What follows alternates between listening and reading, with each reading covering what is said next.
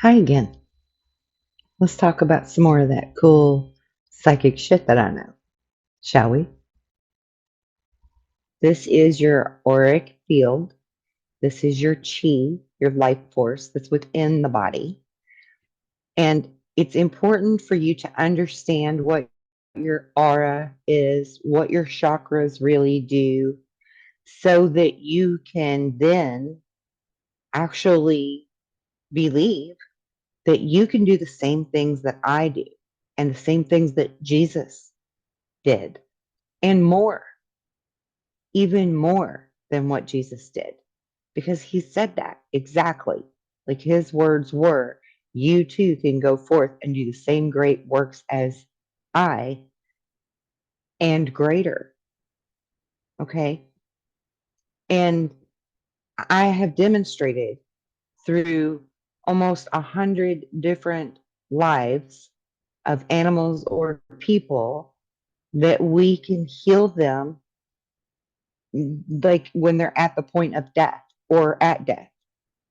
100 alone just for, death topics. I have demonstrated that we can do this. We can heal them. We can resurrect them. This is a very real thing. It's attainable by you. You have it within you. We all do because we're made in God's image and God's a creator, and so are you. I'm here to finish Jesus' story. I'm here to give you the keys to your handcuffs, your chains that are imaginary, your matrix that's imaginary, that's in your head, help you to break free of it. So bear with me. We're going to go through some science. We're going to go through some research. I'm going to show some slides. And then we're going to do some demonstrational stuff at the end. So I hope that this is well presented and inspires you and encourages you to love yourself deeper and be more grateful for who you really are and for now having this wisdom to walk forth with, because it's huge knowledge. It's why it was forbidden. So let's talk about some psychic shit, shall we? She? Okay, so on the screen, you see clearly, I hope. I haven't been checking my stuff here, but I hope you see clearly this beautiful image of layers of our chakras, or excuse me, layers of our auric field, which are attributed to each chakra within the body. So we have the catheric body, which is the purple outer layer, the seventh layer. Then we have the celestial body, the sixth layer. The etheric template is the fifth layer. The astral body is the fourth. The mental body is the third. The emotional body is the second. And the etheric body is the first one, that is the closest one to your skin. Each chakra is attributed to this auric field of energy that is on the outer side of your body.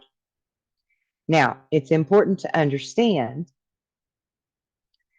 that this field is very, very wide. And this is really a better depiction for you to understand what your field really looks like, because it is this vortex funnel of energy flow.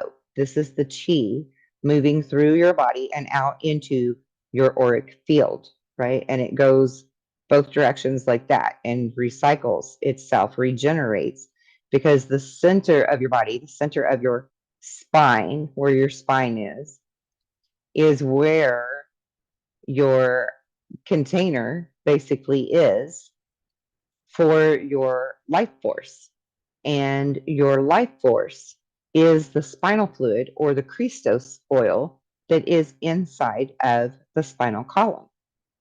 When the soul enters or leaves the body, it leaves through the back of you, right here in this area where the throat chakra would be located, but in the back of you, like right at the base of the neck, where the neck and the spine meet at the shoulders in the center. So the top of the spine, the base of the neck, is where the soul enters and um, leaves the body. And this field is very wide. It will be your wingspan, and then beyond your wingspan in direction this way. And I can't put this in straight out because I've got a wall there. So it's bigger than your wingspan of your arms from side to side outreached. And it's also just beyond your fingertips if you could reach straight up above your head, as well as it goes beneath your feet and into the ground even. This picture does not show that, but it actually comes all the way down beneath your feet. Okay. And there is a vortex of energy through each chakra that's taking place, where it's swirling like vortices on its own, each chakra independently. And you have chakras in the palms of your hands and in the bottoms of your feet as well. And so all of these chakra points are energetically spiraling on their own. And they also create this field of energy around you, much like our Mother Earth has her own shield around her that is spider shaped. We have this particular field of shape around us. And you'll see in this picture that they are standing on top of a Merkaba star. Some people say Merkaba. I say Merkaba.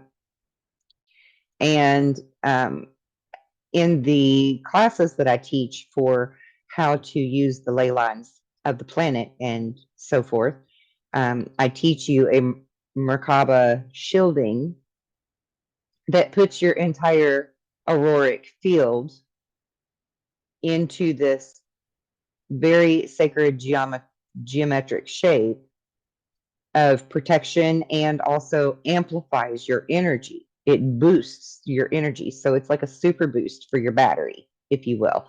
If you were to look at the life force or the chi as your battery, your soul as your battery, then, or the chakras that contain the soul, keep the soul going within the body, is your batteries. So it gives you like a supercharge, super boost. And this is the shield that we would use when we go into the astral realms or remote view for light work or so forth. And it's a very, very effective shield. It can also assist you in rendering yourself invisible to opposition that may be in the field somewhere with you. But that's, again, for another day, if you take the class and learn those lessons, right? Okay, so I want to show you this picture while I read some of my notes that I have on subtle energy. So subtle energy is pretty much most famously found in Eastern religions like Hinduism and Buddhism. But there are also mystical branches of Christianity and Judaism that believe that there are layers of energy or life force that flow between the inner self and the body. The inner self of the body and the numinous. Invisible energy is believed to penetrate everything and can be harnessed for healing and developing our psychic consciousness. By tapping into this force field, we can use the subtle energy to psych out and heal others as well as ourselves. We can also find lost objects or communicate with other people that are living or in the spirit world with our auric body, because your auric body is essentially your radio transmission, if you will. It is not just a battery, but it's a sender and receiver. of transmission of data.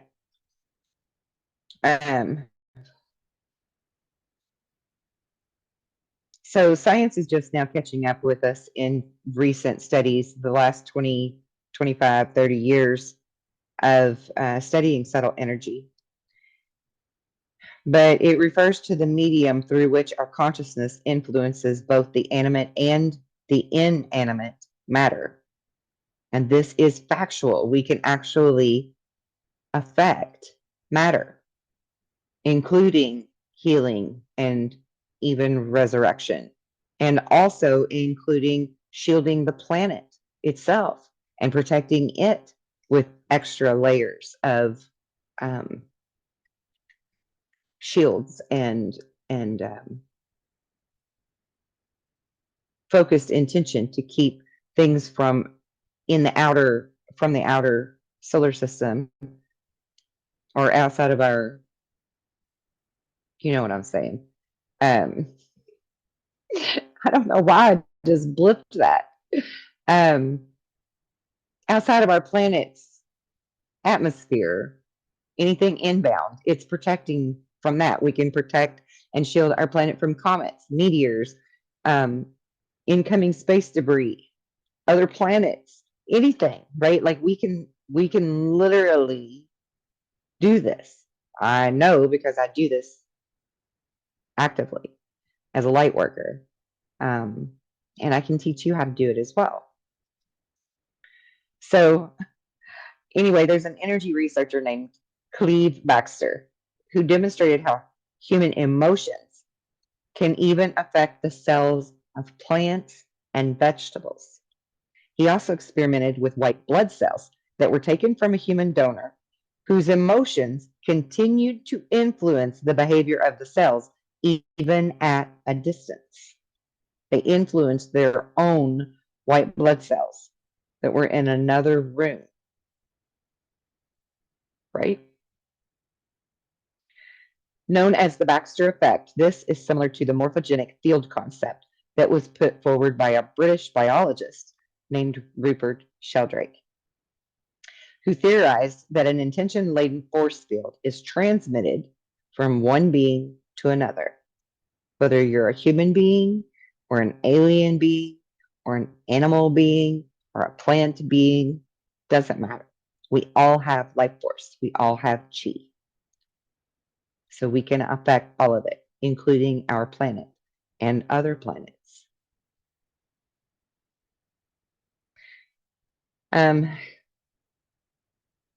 Sheldrake believed that this was what was behind the Vedic concept of the Akashic records, which is our cosmic library of all of the experiences and memories of the human mind from their physical lifetimes.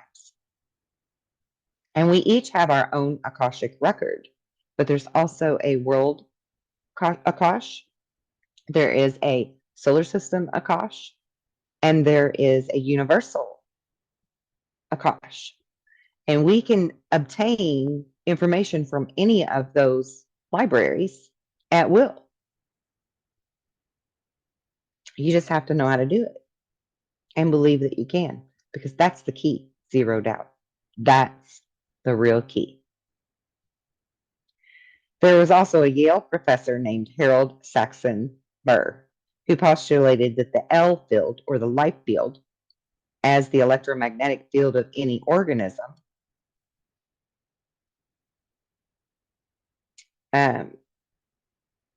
even is affected by the lunar cycles on the human's L field. He commented that emotions can be equated with energy, later showing that the L field disappears as a whole before physical death. There have been many other theories about subtle energy known as the Odic force by a 19th century Baron von Reichenbach. The main force behind the auric field discovered in Kirlian photography is that subtle energy also empowers our out-of-body experiences, our astral projection, our remote viewing, or any other form of altered states of consciousness. Traditional disciplines such as Feng Shui, Indian yoga, Ayurveda, Qigong, and divination work, such as using a pendulum or dowsing rods, is working with the unseen energy fields that exist between us. And Qigong is a very great way to learn to feel the subtle energies, to move them. Actually, a really great practice, I'm going to go ahead and show you this before I forget. A really great practice to do to feel your own field is just to put your hands together. Okay, you feel the warmth between your hands. Now, start to move your hands in a circular rotating pattern from one another, right? Just like that, like you're rolling up a ball of dough in your hands. And continue to do that until you feel the heat rise from the palm of your hand all the way up into near your ends of your fingers. It doesn't have to be all the way to the ends, but about middle range. Once you start feeling the heat, the warmth, you're going to start feeling almost a little bit of an electrical type feeling. And once you start feeling that little bit, it would be like that subtle feel that would make you have goosebumps kind of stuff, right? That really subtle feeling. Once you feel that little bit of a tingle, then I want you to start molding your ball of energy and stretching it outwards and see how big you can get it. And anytime you feel like you're losing the heat, bring it back in and just roll it again. Okay. Just continue to roll it and move it. And you can actually feel it pliable between your hands. I'm not kidding. You can actually feel it. If you're focused on trying to feel it, you're going to feel it because we all have it. And this is a great practice and a good example of the Qigong, because with the Qigong, we can move that energy, right? After we get that sensation, we can move the energy and we can do different things. You know, you could put it on your own body, take it across your own silhouette and spread that healing energy throughout your own entire body if you need to, even. Okay. Excuse me. Okay. Where was I? Okay. Yes, very important. We must also learn to create boundaries to prevent energy invasion from other individuals and collective groups, collective energy fields. So, by safely harnessing our innate psychic ability, then we can channel and use our subtle energy. And that is why it's so important to learn shielding, even if it's not the Merkaba shielding. Any type of basic shielding is very, very effective. And it can be as simple as just imagining in your mind, in your third eye, seeing a egg membrane all the way around your body that's flexy and pliable and can move and breathe. And just see this egg membrane as something that is absolutely impenetrable to negative energies. It allows good energy in and it allows negative energy out, but it doesn't allow the bad in. So it's like a shield that, I'm rubber, you're glue. What you do to me bounces off of me and goes back to you, right? That's where that comes from. That's what that was trying to tell you as a child, ironically enough. Okay, so the chakras and the aura system are the subtle energy field of our body. And they've been described in different ways in various traditions. The word chakra itself comes from the Sanskrit word, which, not that one, this one, has the Sanskrit imagery for each chakra. But the Sanskrit word for chakra is wheel. The chakras are considered to be these spinning vortices of energy radiating from the body. Independently from the auric field, our energy field must be balanced and strengthened for our well being and to do good, powerful psychic work. Excuse me just a minute. I need to turn off this Bluetooth because it's apparently going dead. So,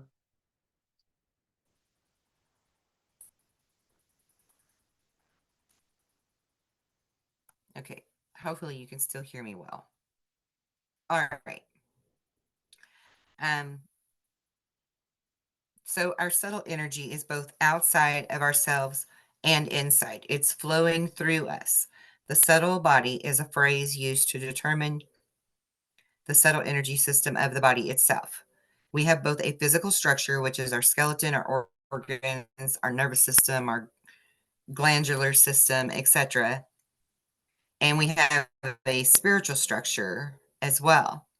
That's called the subtle or the etheric body. And it's made up of the invisible energetic pathways, such as the meridian lines that are used in acupuncture. The aura and the chakra systems are what they target when they do acupressure or acupuncture. These energies, also belonging to the individual body, also align with the vibrational frequencies of the universe itself. Okay, so I want to go back to that picture again so that you can better understand that this is like our walking biological Wi-Fi router that each individual body has one of. Whether you're a human body, an animal body, a plant body, you have a router, a Wi-Fi router that's connected to the World Wide Web, and also multitasks for doing your own stuff too, to keep you balanced. And this picture that I'm showing now, the very bottom one says the lower mental phone. That's actually a typo somebody did. It's supposed to say the lower mental plane. So excuse the typo. Now I want to talk about the aspects of what I'm showing you here. The etheric body is when people say they can see someone's aura. So that's what they're seeing is the etheric body. It's basically the frame that's around your entire picture of your auric field. So this is also the energetic exchange between the etheric body and the physical body. In traditional Chinese medicine, this interface is the invisible system of pathways that's known as those meridians I was just speaking of. So this is the meridians that carry the chi or the life force or the subtle energy throughout the body. And this is where acupressure or acupuncture would target specific areas because of knowing this like a map. Okay. And the chakras act as doorways of energy that flow from the higher dimensions to the lower ones. For example, energy passes directly from the chakra system of the etheric body to the physical body. The etheric and the physical body rely on each other for this interplay of vibrational energy. Now, the astral body,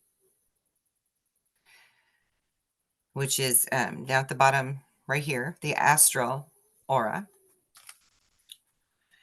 Unlike the etheric body, the astral body is not always superimposed on the physical body and is often the conduit for the movement beyond the body.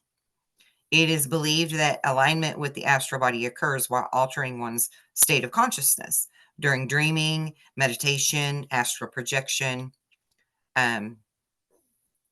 particular hallucinogenics like ayahuasca or cacao. The astral body is also known as the emotional body.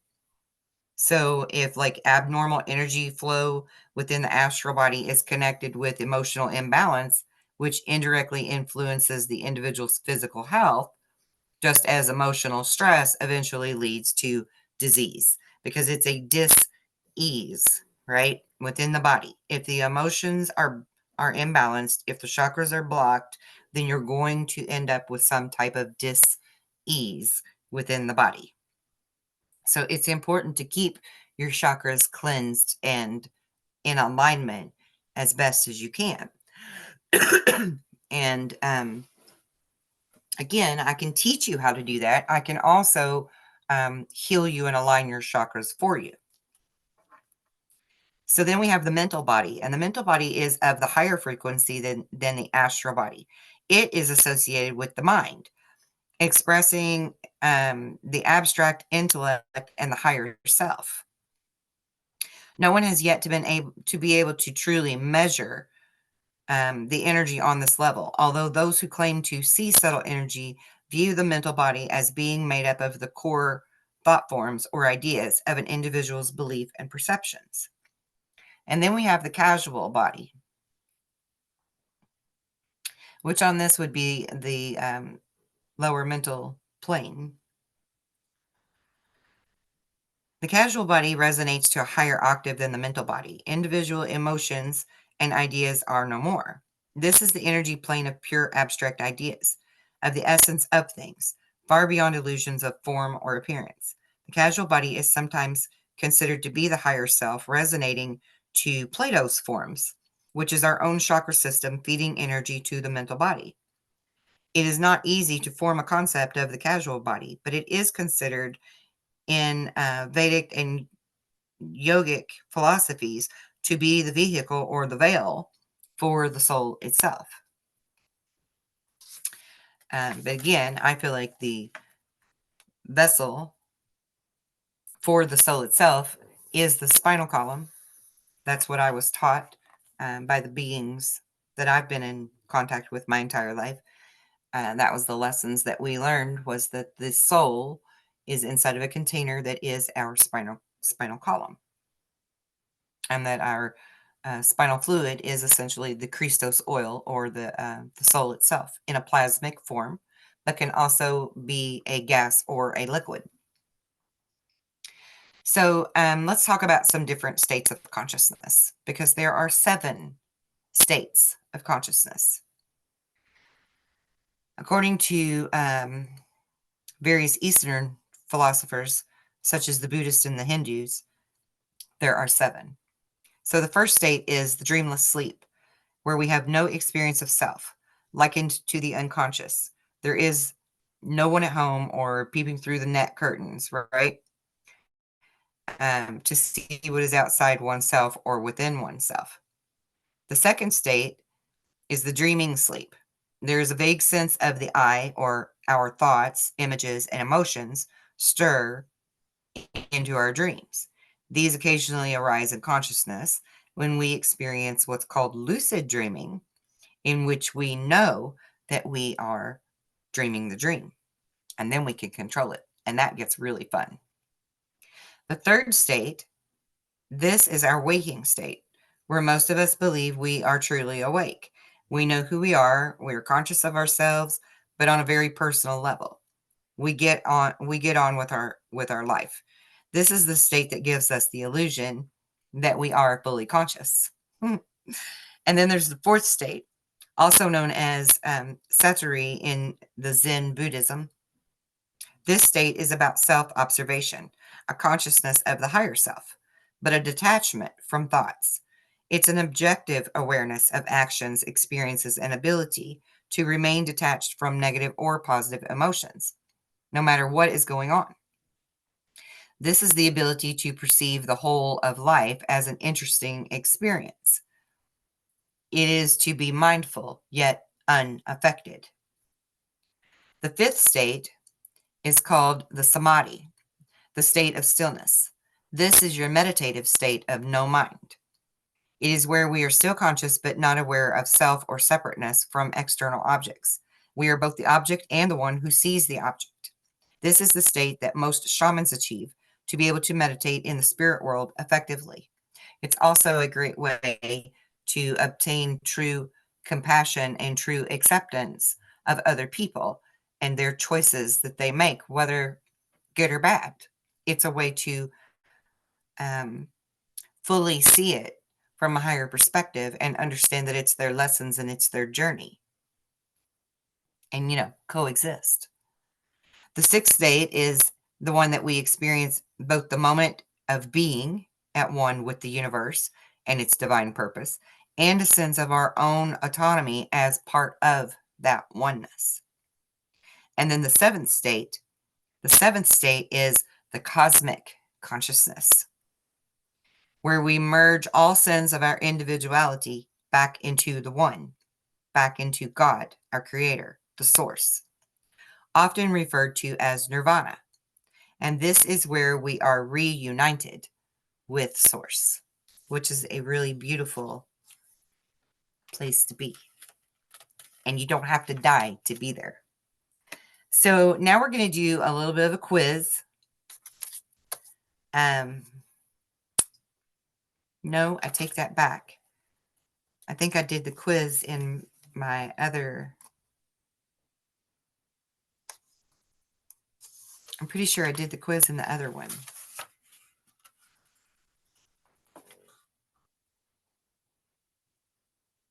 All right, well, just in case I didn't, I'll just go through it really fast. Let me get a different picture here, though. This is the photography of people having their aura picture taken. So I just wanted to show you this. Just for one, anybody that doesn't understand what that would look like, now you do. And for two, also to explain to you, like, do you see how there's different colors? Like this fella has some orange and then like this reddish pink color, and then there's some purple here and a little bit of purple there, and then spots of white, and then you've got this dark royal blue up above it, right? So this is different layers of things within his chakras that are amplified, whether positive or negative. Now, if this were me reading this picture and this energy for this particular person, I would say that this orange right here at the back of the neck is telling me that they have some type of neck or shoulder pain or issue associated with that color because it's so concentrated. Okay. And now the white dots, the white balls that are up in here, to me, being an energy reader, tells me that this is their little balls of pure love thought. And then this purple that surrounds it and this little hint of yellow here, these are other little thought forms that are happening, that are subtle in the brain, in the mind, in the subconscious, that may still need some balancing out. And again, anyone who experiences some type of physical discomfort or pain or dis-ease is going to have some scattered thoughts, right? You can't stay positive all the time if you're in pain. So yes, you may be able to block it out to a certain extent, but it's not going to fully go away. So you're going to be thinking about it once in a while. And I would say, as an energy reader, that this little bit of hints of color in between the larger bits of color, it are those smaller thoughts that are trying to float up and they're trying to block out and not think about. Okay. Some types of various types of negativities. And it's not a bad thing. To get your aura picture taken is not a bad thing. Okay. The colors do not tell you if you're a good person or if you're a bad person. That's not what they're for. They are there to look at your energy in order to see what chakras need cleared and put back into alignment. That's the importance of it. Well, that and just proving that we have this beautiful etheric glow around us all the time anyway, because we absolutely do, all of us. We just can't all see it. Okay, so I'm going to go to this photograph and let you look at that one while I continue to speak on this little questionnaire of how psychic are you? And these are yes or no questions. Do you ever see things that others can't see? Yes or no? Are your first impressions usually spot on? Yes or no? Do you often know what someone else is going to say before they actually say it? Yes or no? Can you make accurate predictions ever, even once? Yes or no? Do you believe that you can make something happen as if by magic? Answer yes or no. Do you think that you can change the way somebody feels about you? Answer yes or no. But side reel, I'll just say that's not okay. Is your mental power more important to you than your physical strength? Yes or no? Do you feel in tune with certain people? Have you ever dreamed that you were flying? Have you ever had an out of body experience? Do you frequently consult oracles or tarot cards? Do you believe that there is universal energy flowing through everything?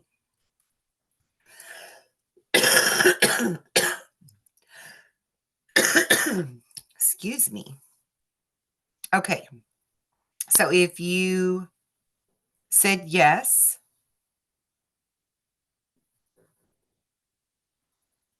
oh my goodness.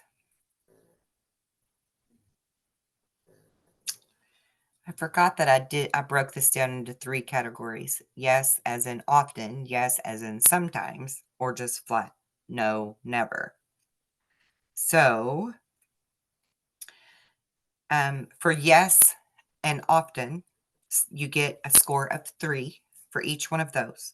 For yes, sometimes, give yourself a score of 2, and for no, never, give yourself a score of 1, because we are all psychic.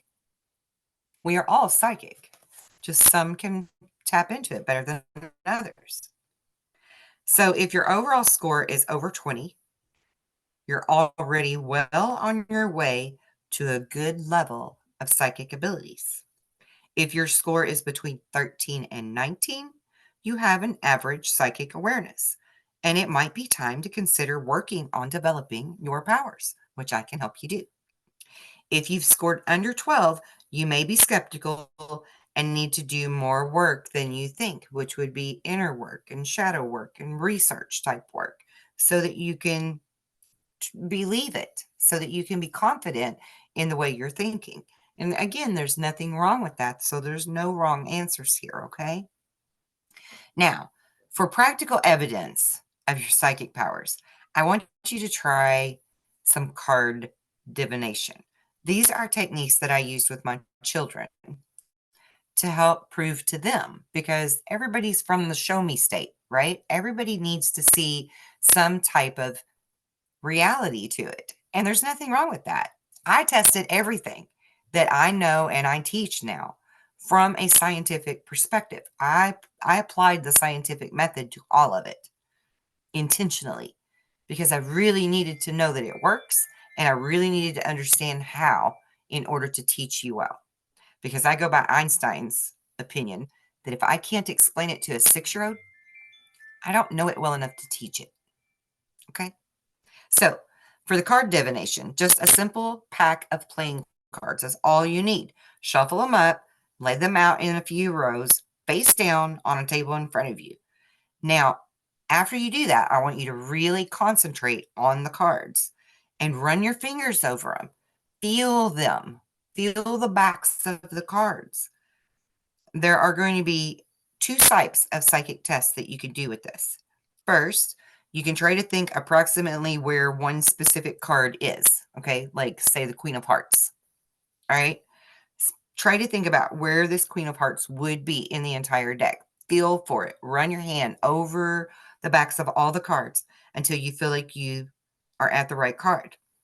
So when you've decided in your psychic right brain mind where you feel the card is, then begin turning the card over to see if you're right. Don't worry if you don't succeed. Don't stress about it. But if you do, then you're certainly on the right track. The second version is to point to a card and to name it, and then to turn it over to see if you're right. And there's also a third way, actually, And this is the one that I most frequently do with my children now, since they're more used to doing these. I will hold the card and look at it and hold the image of the card in my mind and allow them to not only tap into the card, but telepathically connect with me and then guess the card. And I give them 3 guesses each before I move on to the next person and let them do 3 guesses as well. And then we show the card and we laugh, and it's a great game to play for practice. And it's a practical, tangible way to see that you really are more psychic than you realized. Now, the other thing I want to talk about is telepathy. So you'll be developing your powers of telepathy later on with me. I'm going to really assist you in being able to apply this and figure it out. But for now, let's use this one simple exercise to see if you're already telepathic at all. So first, I want you to sit in a comfortable position and think very hard about someone that you like or that you love. Really think about them, like really intensely think about them. Think and use your emotion of it, right? Really feel the emotion that you feel for that person. Concentrate all of your energy on that person and imagine them picking up the phone right now and texting you or calling you. But something has entered your mind that makes them realize that they must, and that's you. That's you. You're the one that enters their mind and makes them realize that they must text you or call you right now. So that's a fun one to practice, and it harms no one.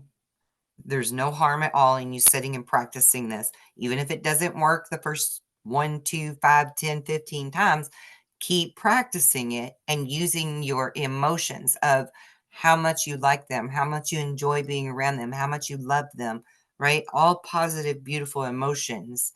Use those. Think about special times you've had together and those memories and the joy you felt from it or the laughter or whatever it was, right?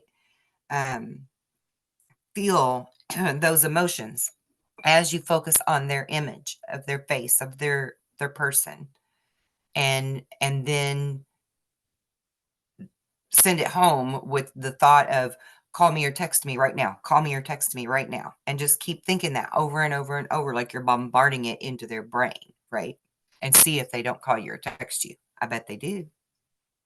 Number 2, the second one, is concentrate for several minutes on this image. If your friend does call you, then you're on the road to telepathic success easily.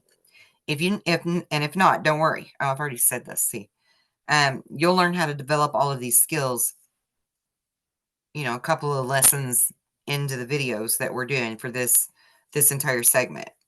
But like any good chef, you need to do the prep work first. So practice makes perfect, right?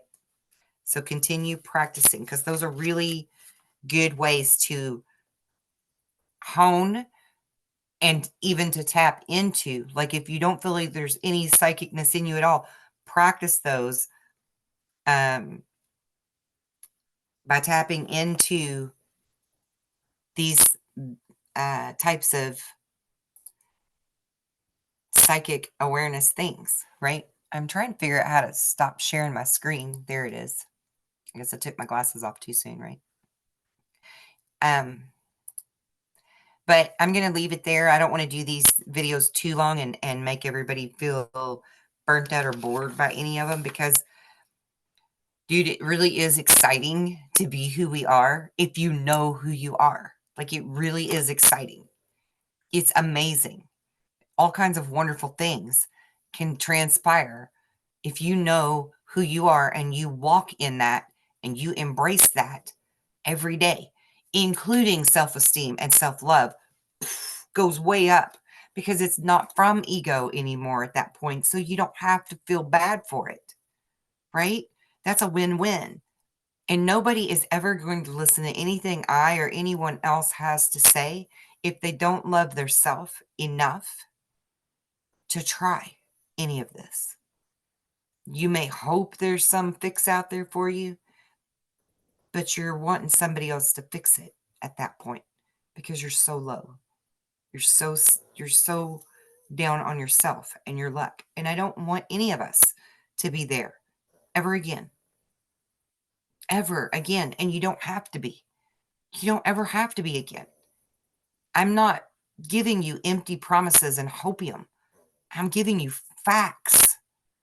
Facts, my friend, about how fabulous you really are. How magical and miraculous you really are. Because we have a great, intelligent creator who did a very good job on our intellectual design. The human body alone, the physiology of the human body alone is amazing because we can grow fingers back and reattach fingernails and busted bones and so, so much more. We can make our hair grow long very quickly. Thought energy. And it wasn't anything bad or negative or witchy or satanic or any of those things like so many of us have been browbeaten to believe for eons. It was God given.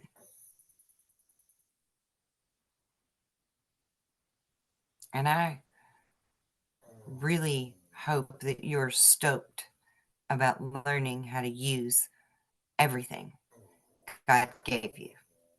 And we're going to continue these video segments to teach you. So until next time, be well and be blessed in your love and light. Take care, guys.